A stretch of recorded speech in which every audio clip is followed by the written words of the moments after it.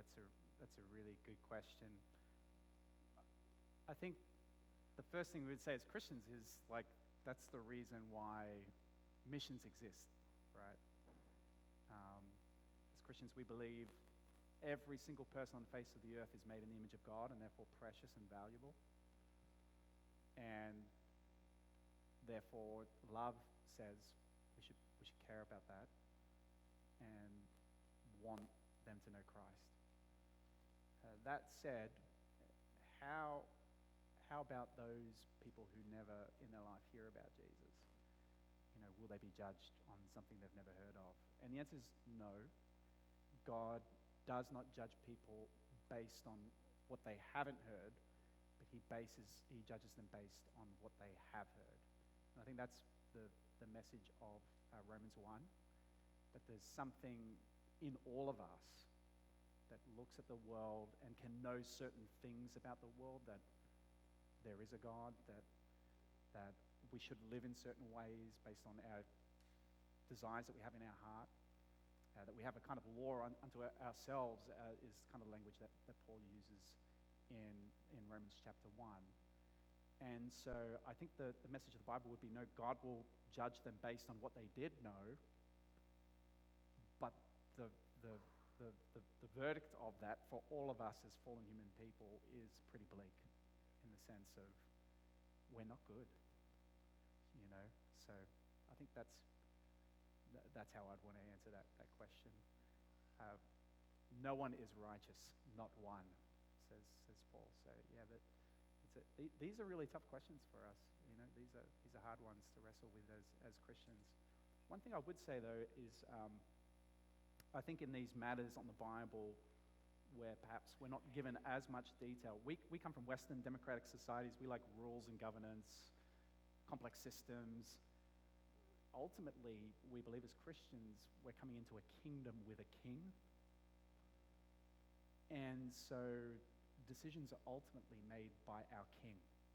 Now, the Bible says he's limitless in knowledge, he's limitless in his justice and mercy combined.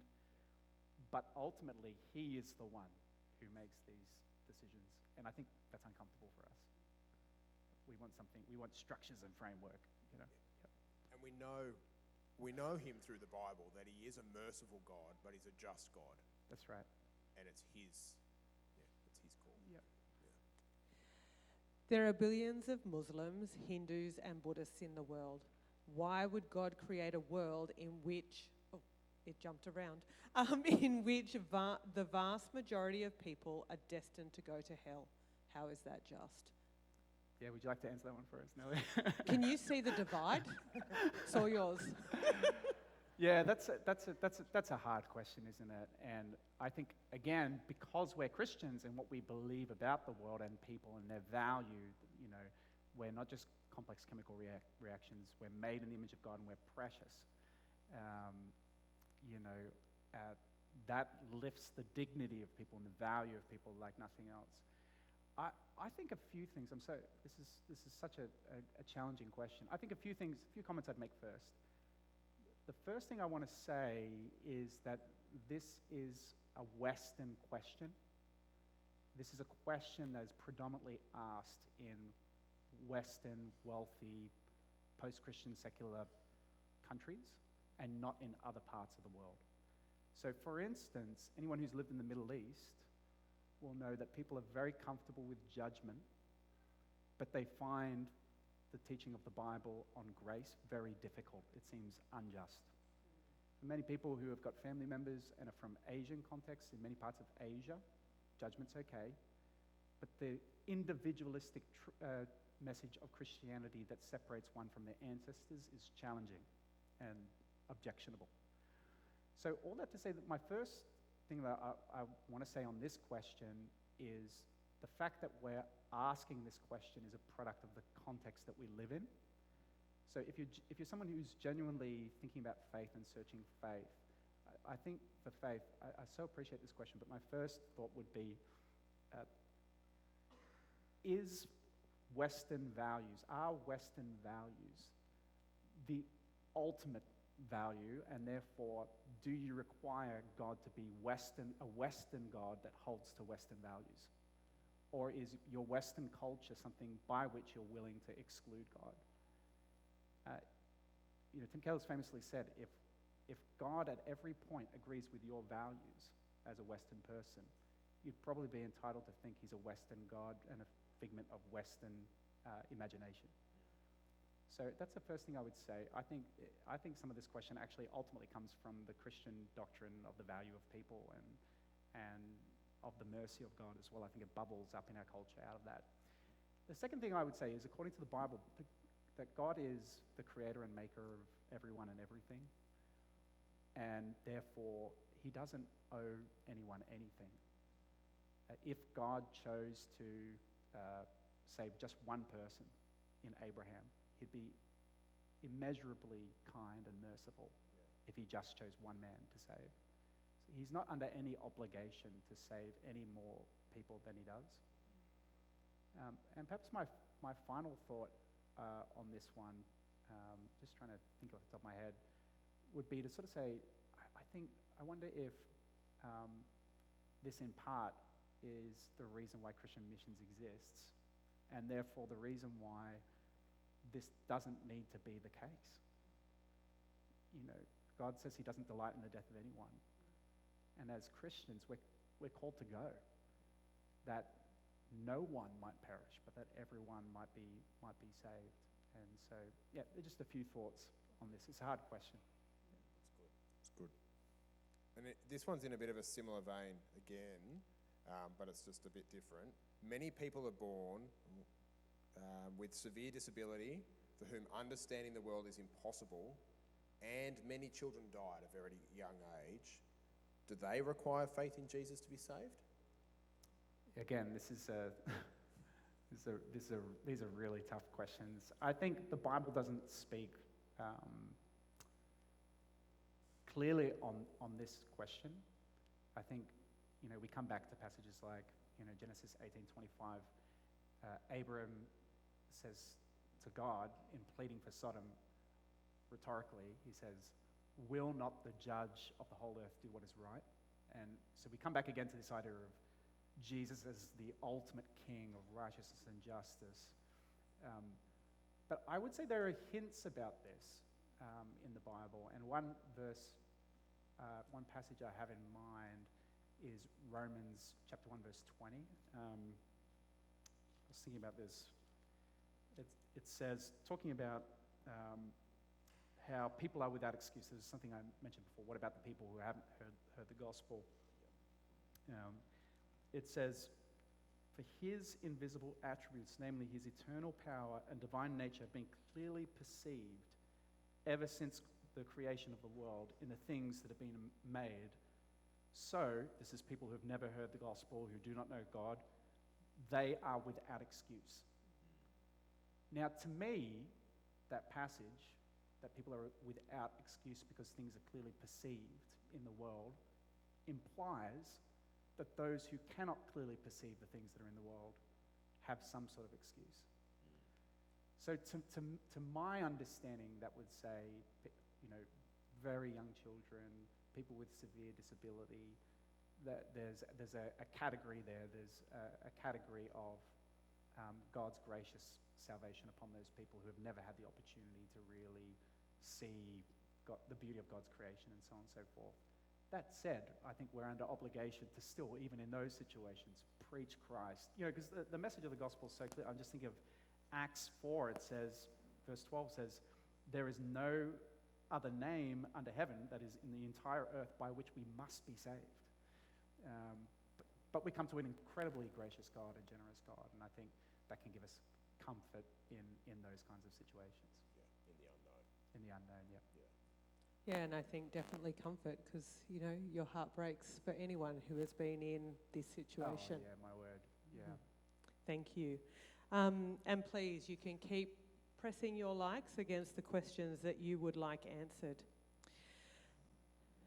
I'm still unsure about whether accepting Jesus as the way what happens is when we read the question and it's being answered, it jumps up to the top of the screen.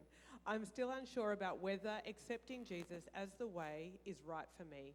Do you have any practical suggestions about how to move forward? Yeah, I love this question. It's such a good question. And if anyone's there and resonating with that question, I'm just so glad you're here.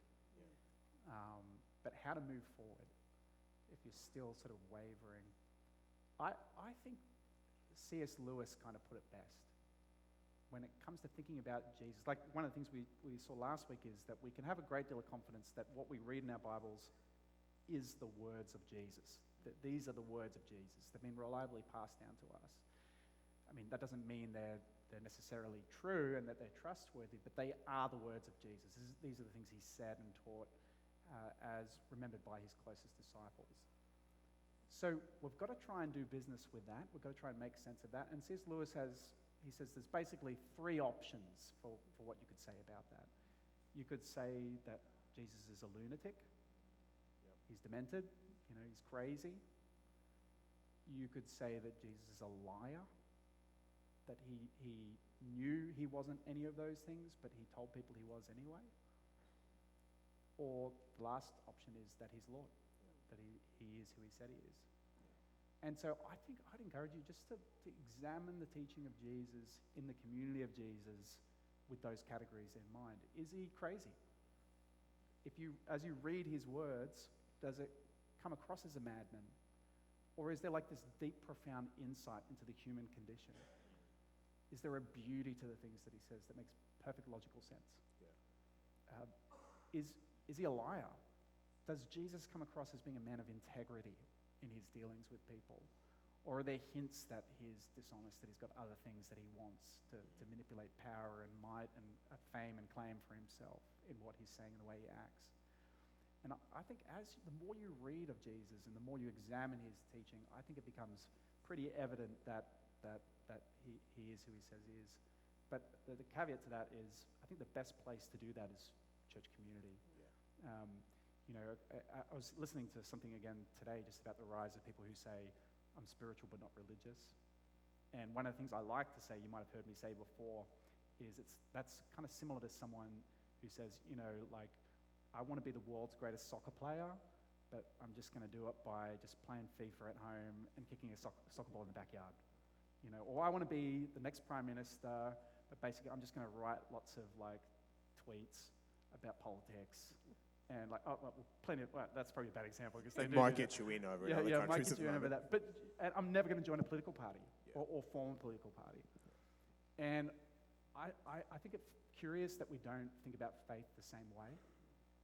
If you're serious about being a follower of Jesus and figuring out if this is true, not just saying those words, but you're serious about it, what's the best way to do it? Get yourself in a community with people who also are serious and have for many years been following Jesus. Is the best place to work this stuff out. So that could be on a Sunday, or it could also be at the bridge. Yeah, on come a on Tuesday to the bridge. night. It's a great chance to ask those questions and to go through and unpack those questions and those feelings and what that might be with other people on a similar journey, but also with people who are part of the Jesus community. Yeah, 100%. We had some great curly questions on Tuesday night. It was probably, I mean, I don't actually mind it that much, but I feel it's great that people ask, but I do sort of gulp and go, oh man, Lord, help me answer this question helpfully. But it was great. We had a full room in there, felt like that way. We had to put out another table. It was just a great night. So you can just come along, be part of that, enjoy that, and just have that safe place to really explore those questions without feeling that anyone's on your case or judging you or anything like that. Yeah, it's great. So I'm just looking at the next one. Help me make sense of the doctrine of providence. The Bible tells us that Jesus is the only way and God calls all people, yet the Bible also teaches that not all are chosen. Yep. Yeah, that's a good question. I love these questions.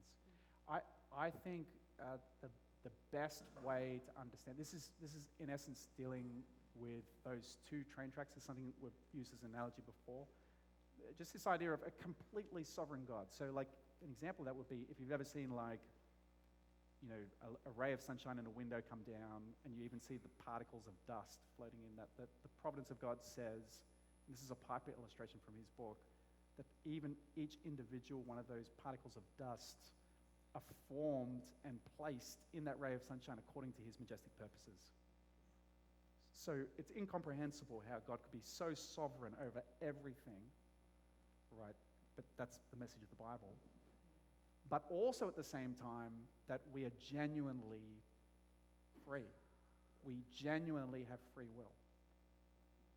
And therefore are responsible. So the Bible doesn't resolve those things for us. It says they exist. So on one hand, you've got God's complete sovereignty in all things, but not to the extent that people are not free, that we are not responsible for our actions. On the other hand, you have our freedom, our responsibility for our actions, but not to the extent that God is not sovereign. And those two things exist. You get into trouble when you try to resolve them, but they exist both and. So, I think you can't have it both ways. You can't, on one hand, believe in a God who's completely sovereign in all things, and the other hand, have no category for mystery. Because some people will say, oh, that's a cop-out. I need to understand. But wait, you're saying you believe in a God who's sovereign in all things, and I think if that's truly going to be the case, so infinitely higher in understanding than us, you have to also accept mystery. And that's an example of mystery, I'd say. Yeah, because there's a difference between the creator and the created, and we can understand what he has revealed to us, but if we know everything about God, and we understand all of the way that he thinks, that's me putting him in a box, of my understanding. So he's not infinitely bigger than me, if that's the case. So there is mystery. Now, one thing I would say on this question particularly, because some people will wrestle with, how does people's rejection of God fit into the whole big picture? And I would say that, obviously, it's true, the Bible says that God takes no delight in the destruction of people, of anyone, the death of anyone. He says that in Ezekiel, when he's pleading with people to turn back to him. And at the same time, in his sovereignty, he is able to save some people. So how does it work? The Bible teaches that all things ultimately serve for the glory of God, exist for the glory of God, for his exaltation. He's the maker, he's supremely good and loving, and all things serve his glory. I guess in the Christian understanding, even someone who ultimately, after God's mercy upon mercy is poured out upon them, he's pleading with them, the gift of his son Jesus, the not withholding of any good gift for that person that comes to Christ, they still hold out on God. It ultimately ends up magnifying his glory as the supremely kind and merciful and yet just God in the final analysis. So that's another thought to throw into the mix of that. We probably have time for 2 more questions. So if you want to get your votes in, please do. Tap those up. Oh, it changed. Someone just put a vote in. Brendan, what happens to the Jew who believes in God but not necessarily Jesus? What is their standing in the eyes of God? Yeah, Jesus is very clear about that. He says, anyone who's seen me has seen the Father, and therefore anyone who rejects him has rejected the Father. So I think according to Jesus himself, to reject him is to reject God. So that person who rejects Jesus is rejecting God himself.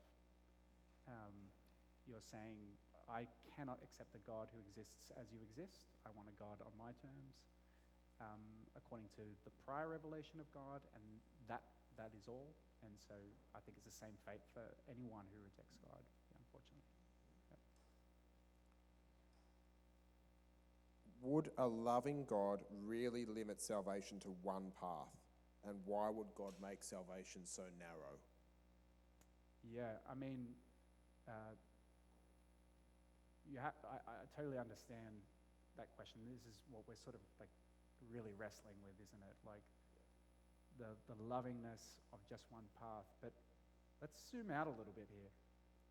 Let's consider the reality of the universe that we live in. Made by the triune God, according to his free choice. Made out of the overflow of his love for us to know him and love him. Then rejected by us. Like we're clay pots. He's the potter. Like I made this really crappy clay pot once for my dad. I gave it to him as a gift. He said, "Oh, thanks, son." I never saw it again.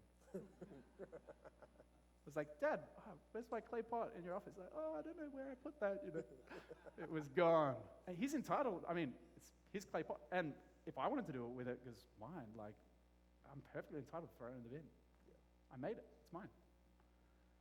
And yet, he came to bleed for us. I don't know how you can accuse such a God of not being loving. I think you can have lots of questions around this topic, but the one thing the gospel precludes about what God is like is that he is not loving. That's the one thing we can be certain of, is that he deeply loves us. And so I think that's the lens with which we make sense of this. And so it's not that it's a narrow path of salvation, it's the fact that the loving God has provided a path of salvation. Yeah, I mean, in one sense it is narrow. Jesus teaches that. He says, narrow is the path that leads to life, and few find it. Wide is the path that leads to destruction. But that's God's prerogative. As I was saying before, he doesn't owe anything to anyone. And more than that, he's given us the chance to go out there and to plead with people to come back to him. So I think we start from a position of assuming that we're entitled to mercy. And I think that's why this question resonates with us so much in our culture, because we have a me-centered, we're not fundamentally a Christian culture where we believe in Christianity. We actually believe in selfianity. We worship ourselves. That's our culture. It's the me culture. I am God. So how dare someone say that I am unworthy? And yet, the truth is, we're entitled to nothing. We come as lowly beggars to God, and he's rich in grace for those that come to him.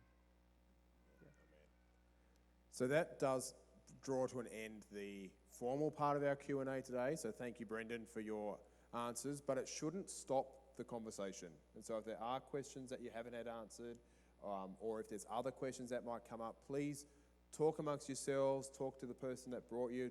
I'm sure Brendan will be happy, or any of the pastors will be happy to keep having this conversation. So please don't let that stop. And so we're now going to hand over to Pastor Austin just to close out our time together this morning.